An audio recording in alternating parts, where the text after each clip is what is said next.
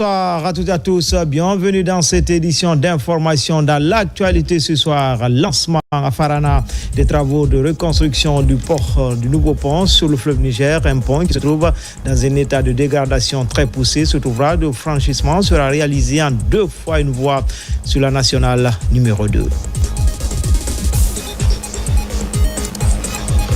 Et puis au ministère de l'Information et de la Communication, les nouveaux fonctionnaires engagés au compte de la RTG ont été officiellement présentés ce mercredi aux autorités du département après leur service militaire. Dans les différents discours, un hommage a été rendu à l'architecte de cette action, le général Mamadi Doumbouya. Enfin, tenu d'une conférence de presse sur la diplomatie économique de la Guinée à Grenoble, c'est au sud-est de la France. Les débats portent essentiellement sur les opportunités que la Guinée offre aux investisseurs du monde entier.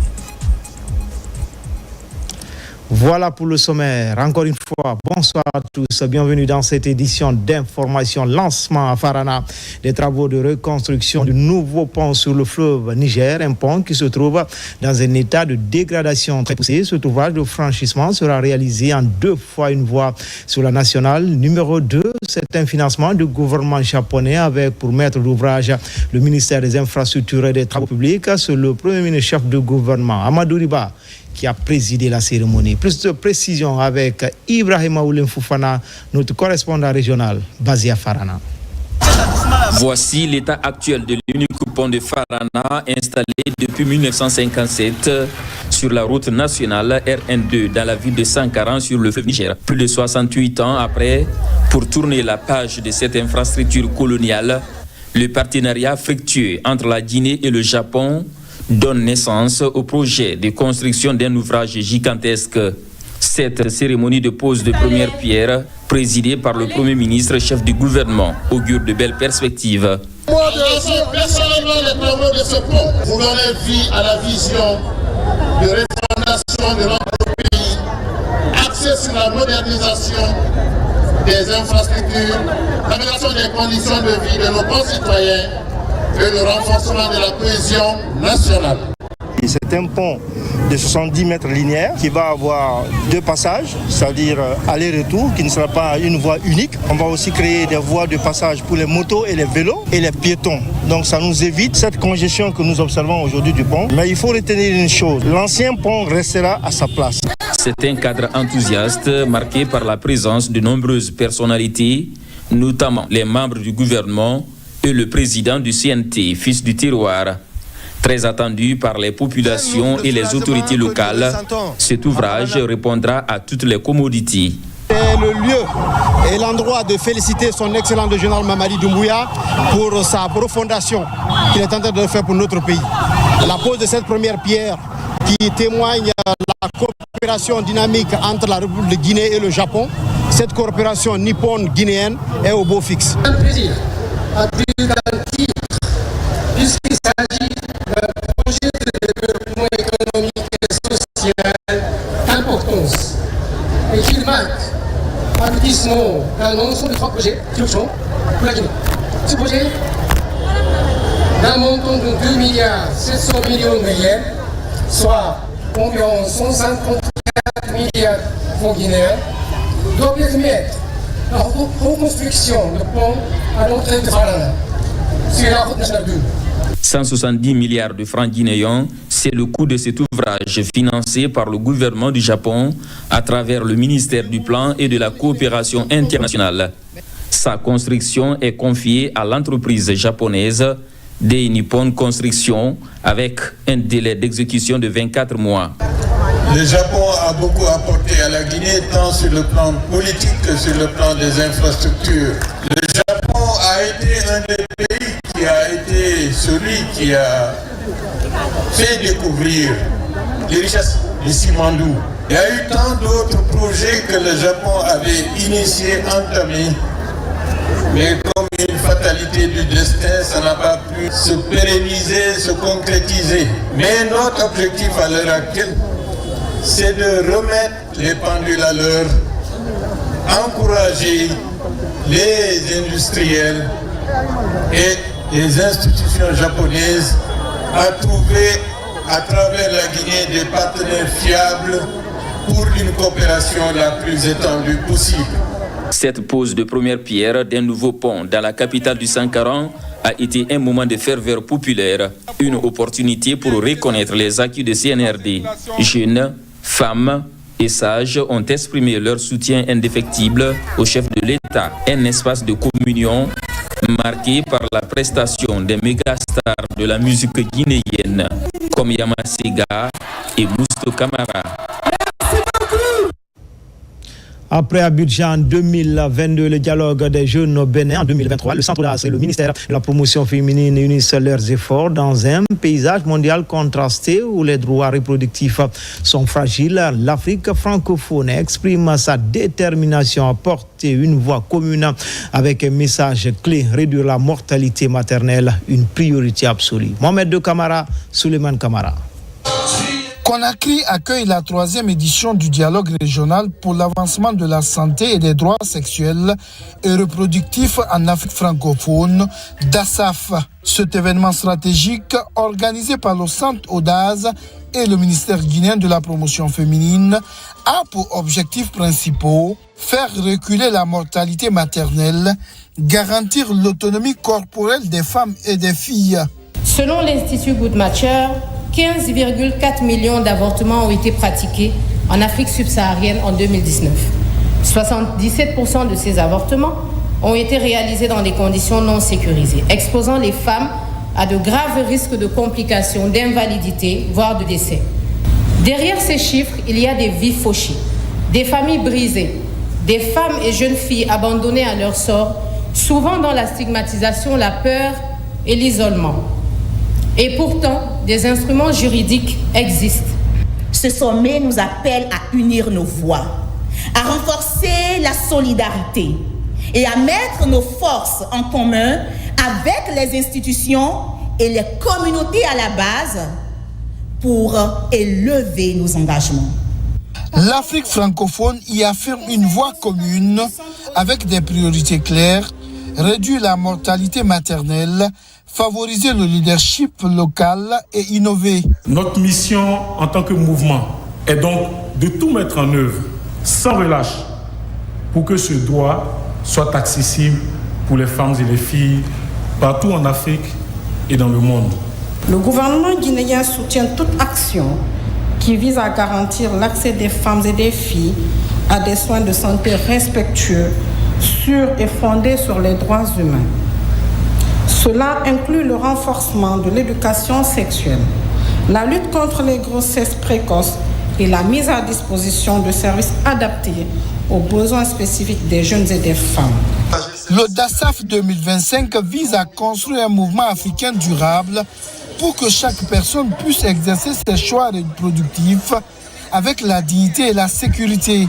De Conakry s'élève un message d'action collective pour une justice reproductive et un droit fondamental à la santé pour tous. Et puis, 3e édition du forum Guinée FinTech Week, c'est une fusion finance et technologie pour améliorer les services financiers, non seulement en Guinée, mais aussi dans les différents États de la sous-région ouest-africaine. Bakari Bamba Kondé.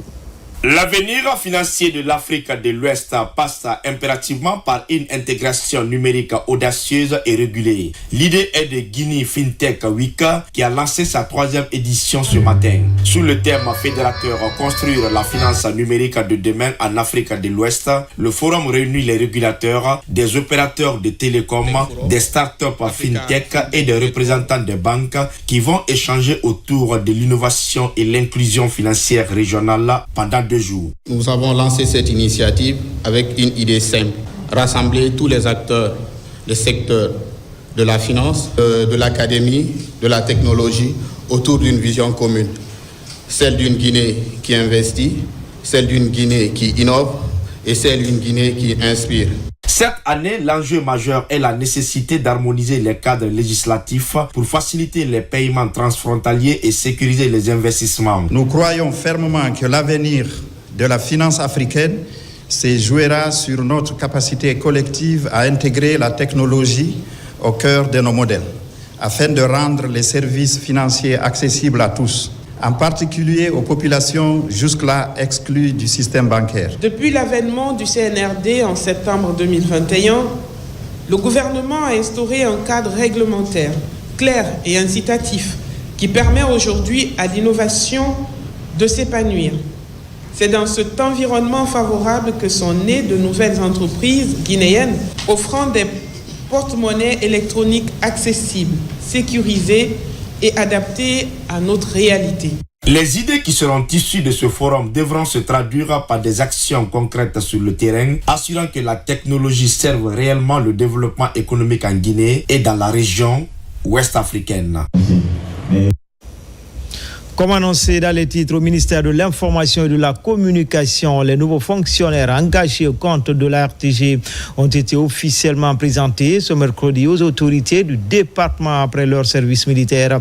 Dans les différents discours, un hommage a été rendu à l'architecte de cette action, le général Mamadi Doumbouya. Ce fut également une occasion de rappeler à ces nouveaux fonctionnaires les exigences qui s'imposent au regard de leur statut. Ce matin, les locaux de la RTG Coloma étaient aux allures d'un véritable centre d'instruction. On fait le point tout de suite avec Yerno Ousmane Diallo. Avec assurance et fierté, les nouveaux fonctionnaires recrutés pour le compte de la RTG défilent et marquent leur attachement à servir la patrie avec loyauté, tel qu'appris dans les différents centres d'instruction où ils ont effectué leur service militaire. Le sens de l'honneur, l'amour de la patrie et la discipline sont là autant d'éléments qu'ils ont appris et qu'ils incarnent désormais. À cette cérémonie de présentation, les nouveaux fonctionnaires de la RTG ont tenu surtout à remercier le chef de l'État à qui ils ont rendu un vibrant hommage après avoir attendu pour certains plus de 10 ans avant d'intégrer les effectifs de la fonction publique suite à un concours. Nous saluons particulièrement l'engagement de son Excellence, le général d'armée Mamadi Doumbouya, président de la République, chef de l'État et chef suprême des armées, dont la vision de rajeunissement de l'administration publique, d'instaurer de la culture du mérite et de justice sociale a permis cette avancée historique. Pour la première fois dans l'histoire de notre média public, plus de 300 agents de la RTG sont intégrés à la fonction publique en une seule vague. Un acte fort, juste et porteur d'espoir. Nous voudrons donc exprimer notre gratitude au président de la République pour cet acte de haute portée. Nos sincères remerciements au ministre de l'Information, M. Fana Souma, pour tout son engagement et son accompagnement tout le long de ce processus de recrutement qui aura été assez complexe et concluant. Au nom de la Direction générale, donc, nous adressons nos vifs remerciements aux nouveaux fonctionnaires que nous célébrons aujourd'hui pour leur disponibilité et leur efficacité à la tâche. Désormais pleinement intégrés dans les effectifs de la fonction publique, ces hommes et femmes de médias évoluant à la RTG vont redoubler d'efforts pour informer la population, contribuer à maintenir la paix sociale et promouvoir l'image d'une Guinée en pleine mutation économique. La cérémonie de présentation faite dans une atmosphère pleine de solennité avec des représentants du ministère de la Défense nationale illustre cette ambition de voir les nouveaux fonctionnaires travailler ardemment, toujours animé par l'esprit patriotique, en plaçant donc l'intérêt général au-dessus de tout. Cet engagement collectif de 350 nouveaux fonctionnaires, dont 22 restent encore au sol pour être régularisés, représente une action inédite dans la vie de notre institution. Au nom de l'ensemble des camarades travailleurs et travailleuses de la radio-télévision guinéenne RTG, et à mon nom personnel, je voudrais adresser mes sincères et profonds remerciements à son Excellence, Monsieur le Président de la République, chef de l'État, chef suprême des armées, général Mamadi Doumbouya, pour la haute attention qu'il ne cesse d'accorder au secteur de l'information et de la communication, et plus particulièrement à la RTG, notre maison commune. De 58 à nos jours, des étapes importantes ont été franchies. Mais jusqu'à date, le diagnostic montre que nous avons besoin d'un capital humain responsable, consciencieux et discipliné. Raison pour laquelle il a été demandé de reprendre le service militaire obligatoire. Si au temps de la Révolution, nos anciens qui ont servi la République l'ont fait avec patriotisme, avec désintérêt, il était temps que nous revenions sur ces anciennes habitudes. Bien avant d'occuper le poste de ministre, le chef de département de l'information et de la communication avait fait du recrutement des stagiaires de la RTJ à la fonction publique une de ses priorités. Ceci a été rendu possible grâce au chef de l'État, le général Mamadi Doumbouya, qui, depuis son avènement à la tête de notre pays, impulse la dynamique de modernisation et de rajeunissement de l'administration publique guinéenne. Votre présence ici marque une étape importante dans le renforcement des capacités de notre administration.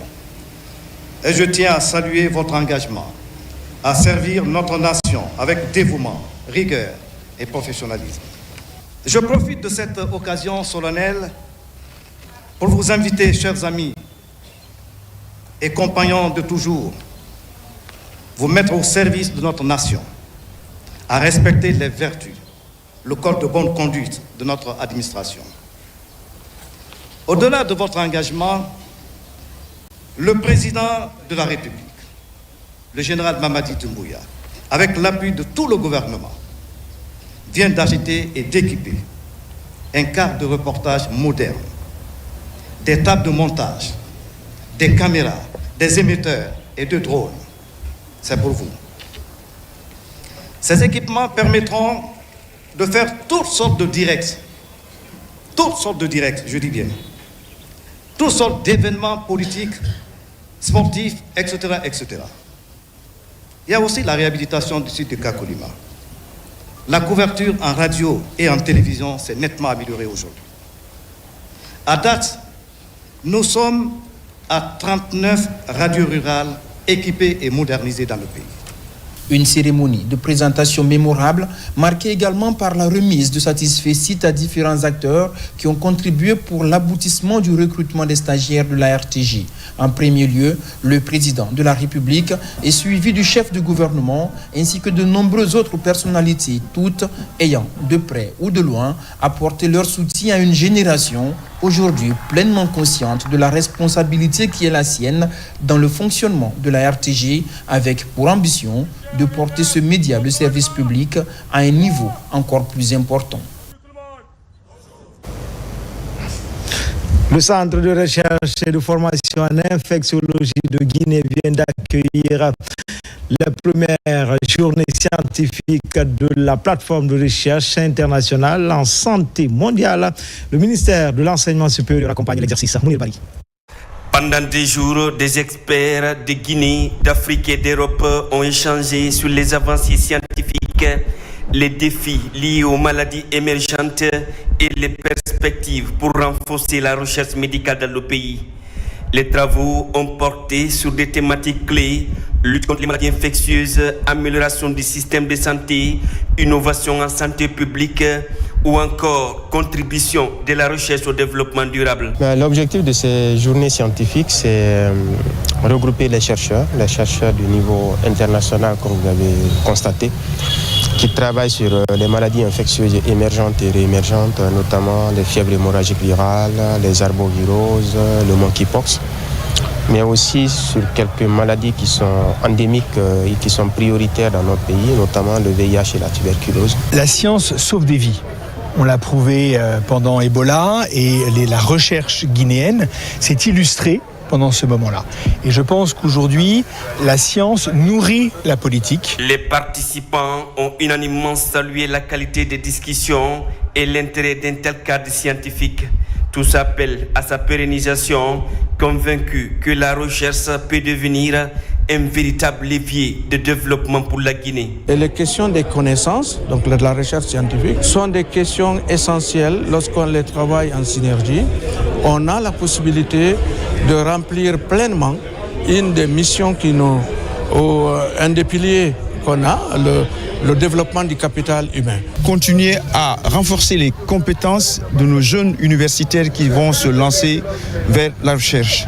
Le parterre était vraiment d'un très haut niveau. Nous savons que ces journées vont aboutir sur des conclusions tout à fait probantes. Les organisateurs entendent capitaliser sur cette dynamique pour renforcer la place de la Guinée sur la scène scientifique internationale. C'est une étape cruciale pour l'éducation nationale. La digitalisation du système est en cours au sein de la direction des examens et contrôle scolaire. 2 plateformes sont désormais opérationnelles. La maîtrise du mouvement des élèves dans les classes intermédiaires et l'inscription des candidats aux différents examens. Les différentes plateformes ont été présentées aux autorités en charge du préuniversitaire. Abdulaziz Baldé. Le ministère de l'enseignement préuniversitaire, à travers la Direction générale des examens et contrôles scolaires, innove.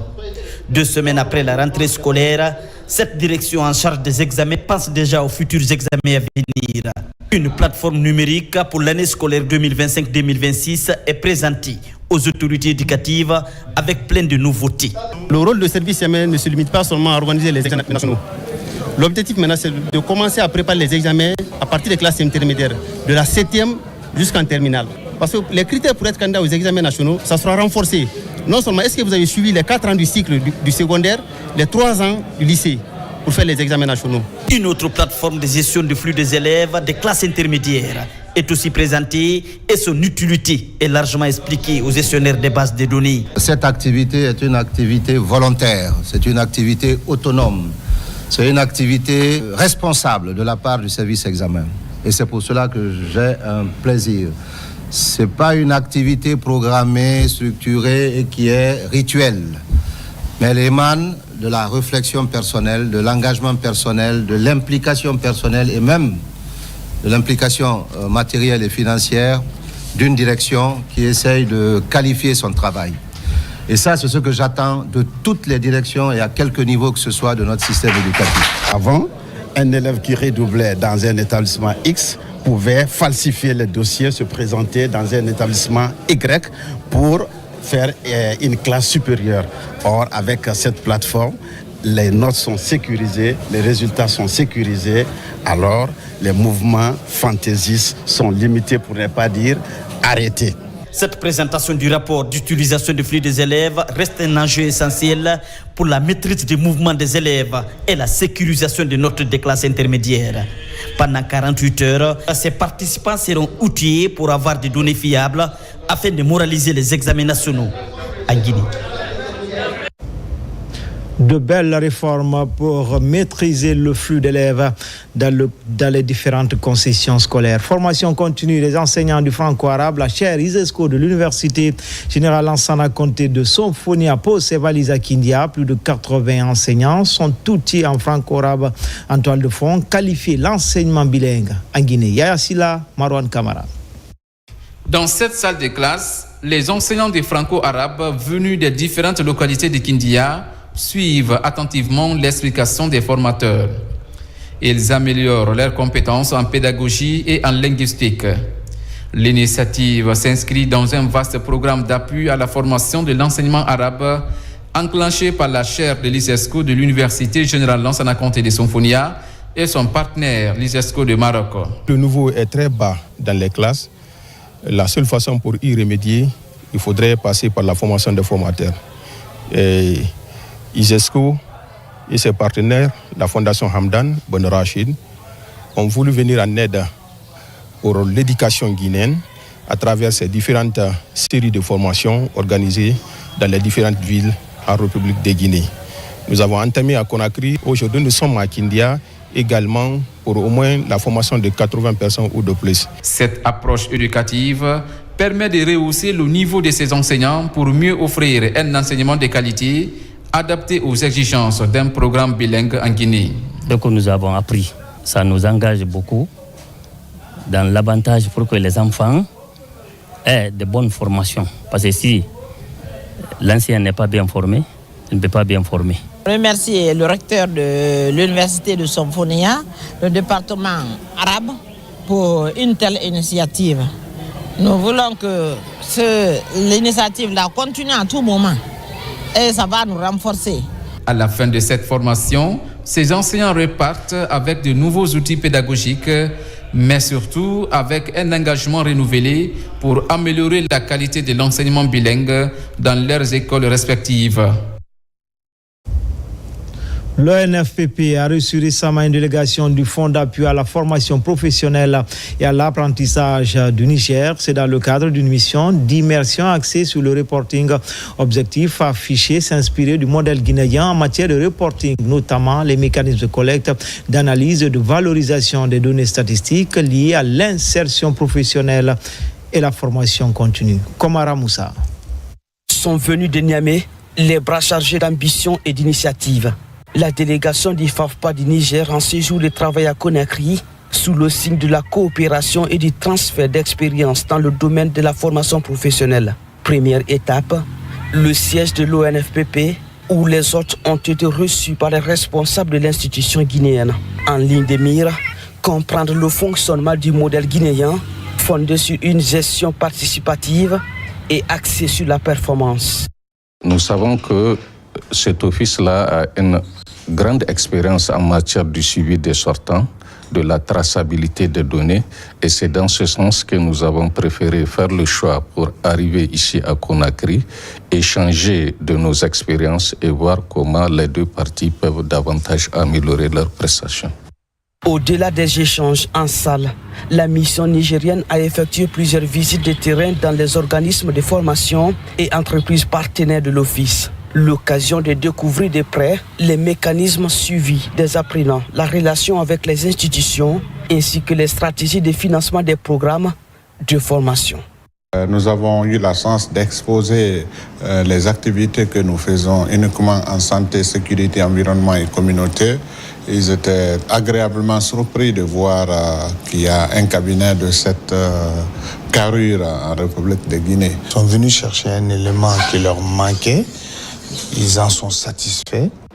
Ils ont pris plus qu'ils s'y attendaient. Puisque nous comptons nous lancer dans le processus de certification ISO, nous avons promis une visite de bons procédés, d'échange de bons procédés au Niger. Au terme de 5 jours d'intenses activités, la délégation nigérienne repart avec une feuille de route claire et des perspectives de partenariat renforcées avec l'ONFPP. Dans l'actualité également, en tenue d'une conférence de presse sur la diplomatie économique de la Guinée à Grenoble, c'est au sud-est de la France. Cette initiative de la structure Copa Events, composée de Guinéens de la diaspora. Au cours de cette rencontre avec les journalistes, des débats ont porté essentiellement sur les opportunités que la Guinée offre aux investisseurs du monde entier. C'est Fernand Kourouma, Alia John Keita. La diplomatie économique, un thème bien à propos. Quand on sait que notre pays prend un tournant décisif pour son décollage économique. Aujourd'hui, la Guinée est devenue une terre d'investissement au regard de toutes les opportunités qu'elle offre. C'est dans ce contexte que la structure Copa Eventé réunit la diaspora et tous les potentiels investisseurs à regarder vers la Guinée. Toutes les questions autour de la diplomatie économique et du développement. Et moi, en tant que maire, je suis venue témoigner de ce que peuvent porter les communes, les différentes communes françaises en termes de solidarité internationale et notamment de coopération décentralisée. L'occasion était utile pour les participants à cette conférence de presse de jauger les facilités d'investir en Guinée. Avec le méga-projet Simandou 2040. Aujourd'hui, chaque pays se recroqueville et tire la couverture vers soi parce que c'est un nationalisme qui est en train de se mettre en place. Des politiques industrielles que chaque pays est en train de mettre en place pour défendre ses intérêts. Donc ça aussi, c'est une autre façon de faire de la diplomatie économique. Je dirais que c'est l'envie aussi de faire bouger les choses au sein de la communauté guinéenne. Elles ont toutes exprimé un besoin aujourd'hui de changer les choses, un besoin aujourd'hui d'un consulat honoraire pour désengorger Paris, si je puis dire. Pour le président de la structure Copa Eventé, l'heure est de faire de la visibilité sur la Guinée. Nous constatons qu'aujourd'hui, la communauté guinéenne à l'international est très très très importante, surtout ici dans cette belle région qui est Rhône-Alpes-Auvergne, précisément à Grenoble. Donc on est parti sur ça pour qu'on puisse échanger et interpeller aussi nos autorités pour l'importance de la diaspora ici dans cette région et aussi solliciter leur accompagnement. Au terme de la rencontre, les participants ont exprimé leur satisfaction quant à la vision de la structure Copa Evante de réunir des personnalités de tous horizons pour discuter du développement économique de la Guinée. En province, à Kindia, les cadres de la direction générale de l'Observatoire des migrations et les points focaux étaient récemment en concertation. Sujet principal, l'élaboration du rapport périodique relatif à la protection des droits des migrants et leurs familles. Yaya Sila, Fanalabaya Kamara. Autour de cette table, les cadres de la direction générale de l'Observatoire guinéen des migrations et les points focaux des départements ministériels. La rencontre vise à renforcer les capacités des cadres sur la gestion des données migratoires en appui à l'élaboration des rapports périodiques relatifs à la protection des droits des migrants et leurs familles. Notre engagement est de travailler aux côtés des institutions nationales pour renforcer la collecte et la gestion des données migratoires dans une perspective de droits humains, appuyer l'élaboration de ce rapport périodique sur la mise en œuvre de la Convention sur les travailleurs migrants. C'est une activité qu'on a mise aussi à profit pour lancer officiellement le projet Promix. Et ce projet Promix est un projet qui évolue dans 9 pays d'Afrique de l'Ouest et du Centre. La Guinée vient d'adhérer à ce projet et il est le 10e pays. La Guinée est très engagée dans la protection des droits des migrants et leurs familles à travers la signature de toutes les conventions internationales relatives à la protection des droits des migrants. Cela se traduit aussi par la mise en œuvre du projet Promis avec l'accompagnement des partenaires techniques et financiers. L'élaboration des rapports périodiques quinquennaux relatifs à la mise en œuvre de cette convention est une exigence à laquelle notre pays se doit de respecter avec rigueur et responsabilité. Ce processus implique non seulement une synergie d'action multisectorielle, mais aussi et surtout une coordination renforcée entre les acteurs impliqués dans la gestion de la migration pour une meilleure maîtrise de ce phénomène. Pendant 3 jours d'échanges et de débats, ces participants feront en sorte qu'un draft périodique du rapport crédible soit élaboré sur la situation des migrants et leurs familles.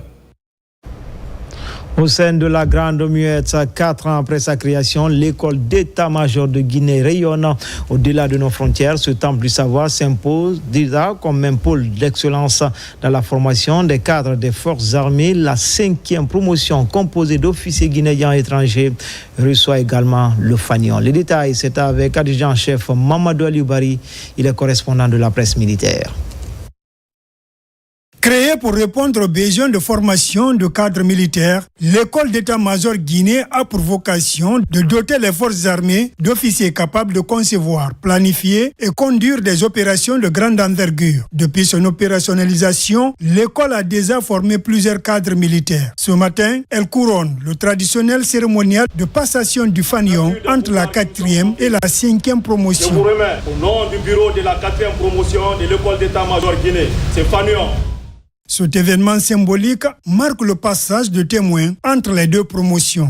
En tant que femme, c'est un défi parce que le genre féminin a toujours été mis au second plan.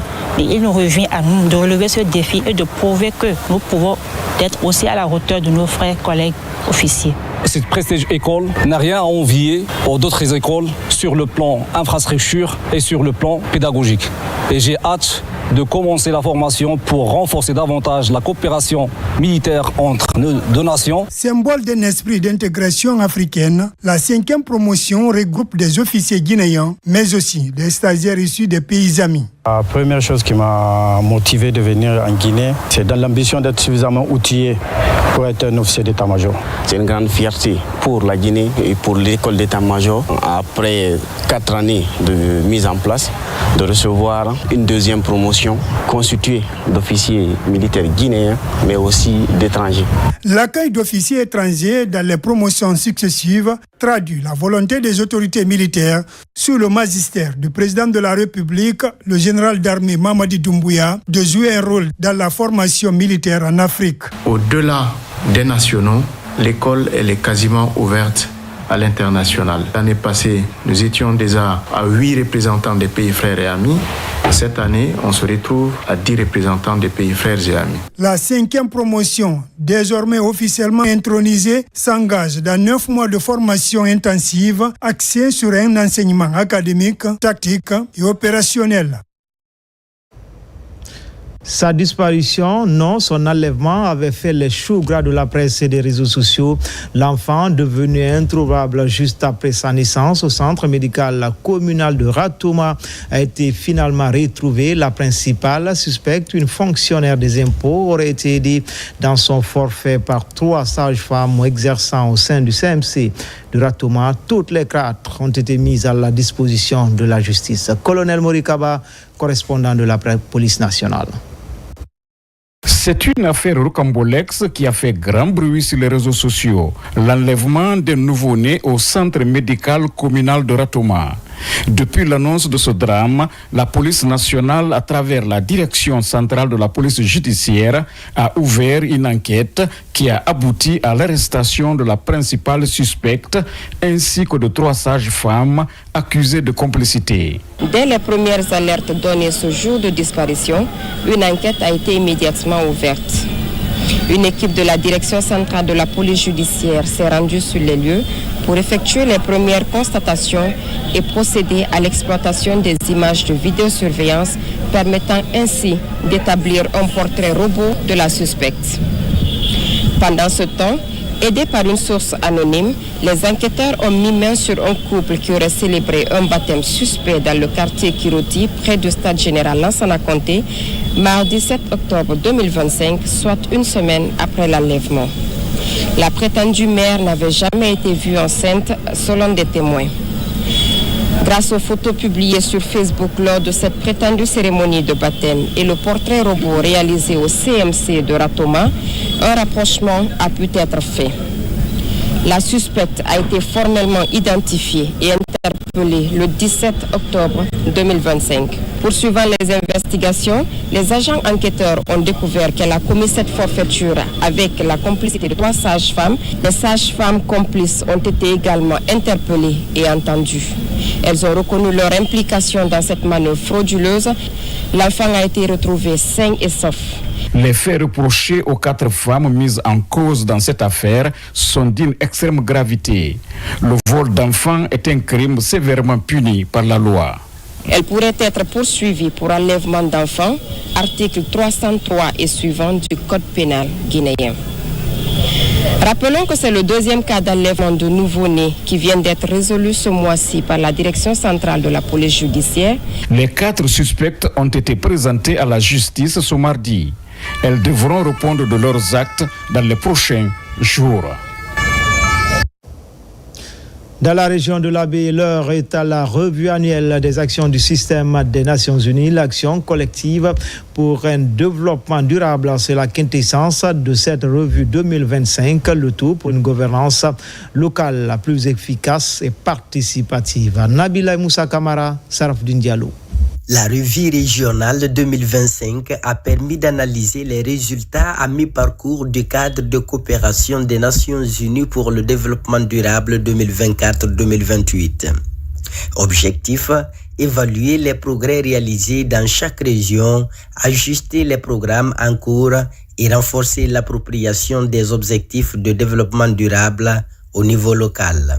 Chacune des agences représente le système dans une des régions pour justement regarder avec les autorités locales, les représentants des collectivités locales et des communautés de la société civile, les résultats atteints en 2025 et pour améliorer les modalités, la priorisation des activités d'accompagnement de la part du système des Nations Unies aux efforts de développement durable. Il s'agit de faire un point sur les activités qui sont financées par nos partenaires techniques et financiers. Nous sommes très satisfaits de cette revue qui nous permet de nous projeter sur la planification des activités de 2026. Cette revue s'inscrit dans une démarche participative du gouvernement guinéen et du système des Nations Unies. Les réalisations du système des Nations Unies qui honore à plus d'un titre le gouvernement parce que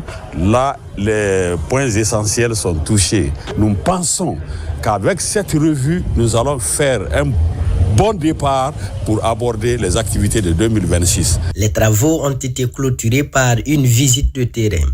Les participants ont pu constater les impacts des projets réalisés et échanger directement avec les bénéficiaires dans plusieurs localités de la région. Dans le reste de l'actualité, protection de la mangrove sous le delta du Concours, un consortium de 3 structures travaille pour lutter contre la dégradation de ce littoral pour faciliter leur mobilité et assurer une meilleure coordination des activités en faveur de cet écosystème. Les engins roulants sont mis à la disposition des agents de terrain. Bosman Salifou Silla. Néfaste de l'homme.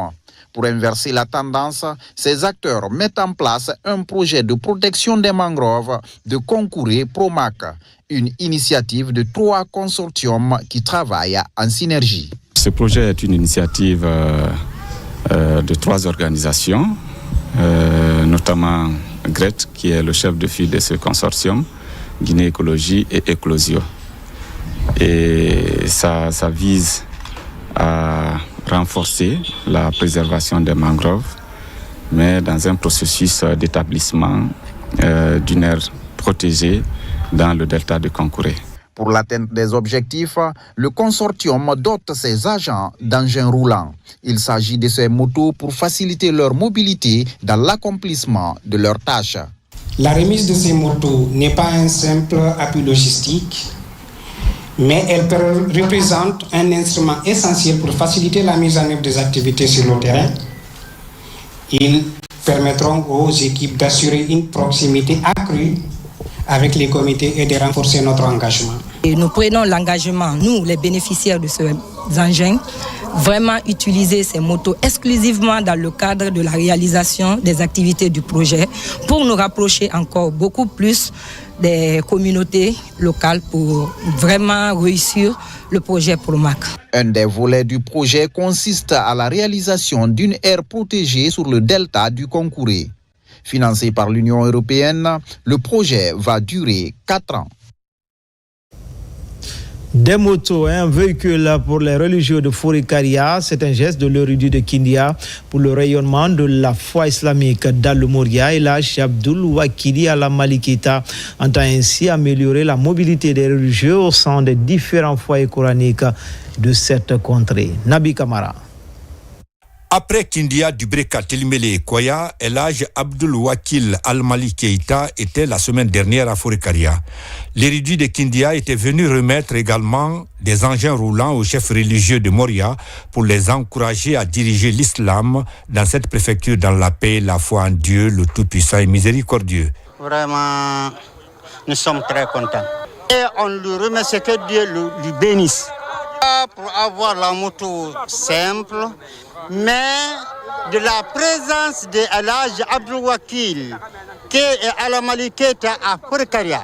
Il est rare de voir quelqu'un qui fait ce que Elhaj Abdul Wakil Al-Maliketa est en train de faire pour l'islam et les responsables religieux dans notre pays. Nous le remercions sincèrement et lui resterons éternellement reconnaissants. Que Dieu le protège pour nous dans la santé. Ce sont donc plusieurs motos et un véhicule 4x4 accompagné des prix de carburant que Elhaj Abdul Wakil Al-Mali Keita a donné à ses chefs religieux en présence des autorités régionales de Kindia, communales et préfectorales de Forikaria. Au cours de cette cérémonie de remise des dons, des prières ont été formulées après une lecture du Saint-Coran en faveur de la paix dans notre pays. Le don qu'il a fait, c'est pour encourager les religieux de ne pas lâcher, de ne pas quémander, d'être avec Dieu. Et on leur accompagnerait, Inch'Allah.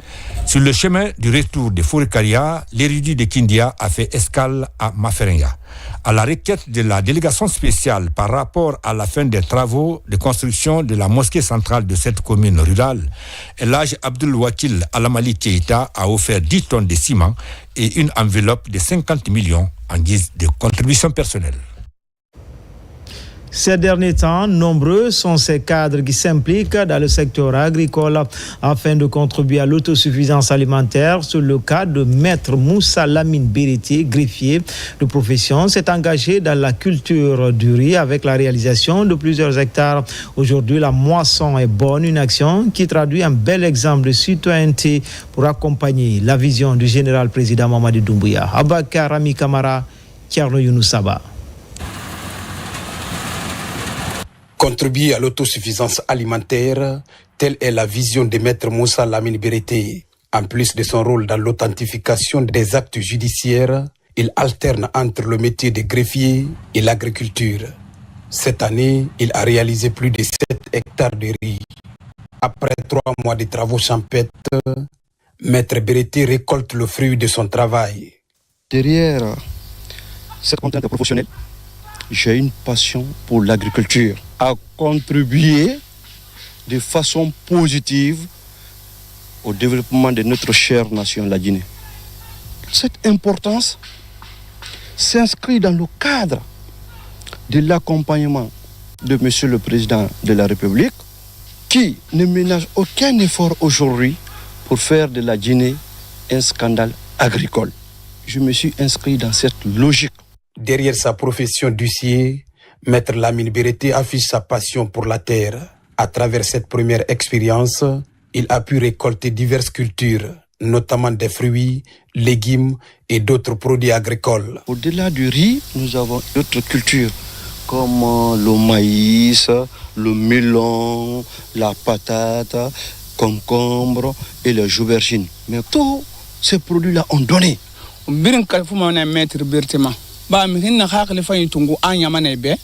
Maître Beriti est un homme encouragé car il contribue activement à la lutte contre l'insécurité alimentaire.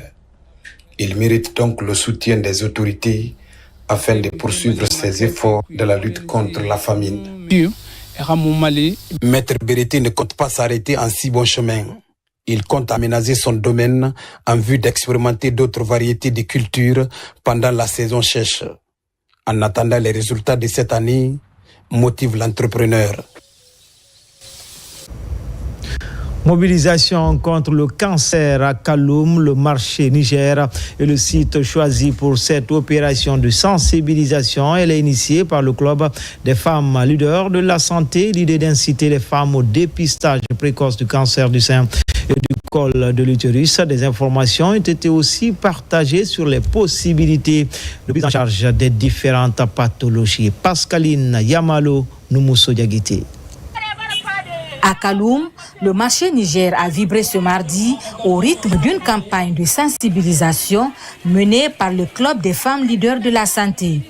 Objectif, encourager les femmes au dépistage précoce du cancer du sein et du col de l'utérus et les informer sur les possibilités de prise en charge. Diminuer les statistiques de taux de cancer chez nous, donc les cancers féminins. Notre objectif est que le dépistage soit précoce et également qu'il y ait une prise en charge précoce dans la prévention, car nous voudrions une Guinée sans cancer. La représentante de la gouverneure de Conakry a salué cette initiative citoyenne qu'elle juge essentielle pour réduire l'impact de ces maladies dans le pays. Cette campagne de sensibilisation de la population est importante pour le dépistage précoce et d'offrir un accès gratuit à des examens cliniques pour les femmes à risque. Cette initiative nous a plu, nous les femmes de la Guinée. Nous sommes de cœur avec vous parce que vous le faites pour notre bien. Sensible au message, l'administration du marché Niger s'engage à son tour à soutenir les prochaines campagnes et à faire de la lutte contre le cancer une priorité communautaire. Enfin, campagne de sensibilisation des populations de Kawassi, Missira et la commune urbaine de Télémélé, une opération couplée d'une cérémonie de lecture du Saint-Coran en faveur de la paix et la quiétude sociale en Guinée. Alpha Isiagaba, Mohamed Kabassila. La sous-préfecture de Kawassi, située à plus de 200 km de Télémélé, a constitué la première étape de la tournée de sensibilisation du préfet, le colonel Mamadou Lamarana Diallo. Devant les élus locaux et les citoyens, le message est clair: promouvoir la paix, la cohésion sociale et le vivre ensemble. Nous allons continuer à œuvrer pour le maintien de la paix. Nous, à Télémélé, on est vraiment contents du Seigneur. Cap ensuite sur la sous-préfecture de Missira, zone minière par excellence. Ici, les échanges ont principalement porté sur la préservation de la quiétude sociale, essentielle à la stabilité de la localité. Vrai, il faut le reconnaître. Les sociétés aussi sont en train de faire de leur mieux pour pouvoir quand même les accompagner, il faut le reconnaître aussi. Mais ça va se renforcer parce qu'il y a toujours des réclamations. Ces réclamations ne vont jamais presque finir. Tout le temps, c'est comme ça au niveau des sociétés minières. Mais la solution, je crois que la solution vraiment est trouvée pour que la paix règne. Et tout le monde nous a contacté, tout le monde est satisfait. Dans la foulée, le préfet de Télémélé, le colonel Mamadou Lamarana Diallo, a tenu à remercier les populations rencontrées pour leur forte mobilisation lors du dernier scrutin référendaire. Et c'est ainsi que se termine ce journal. L'actualité se poursuit sur le www.rtgguinée.info. À bientôt pour d'autres actualités sur la Guinée, notre paradis terre de richesse et d'innovation. Inch'Allah.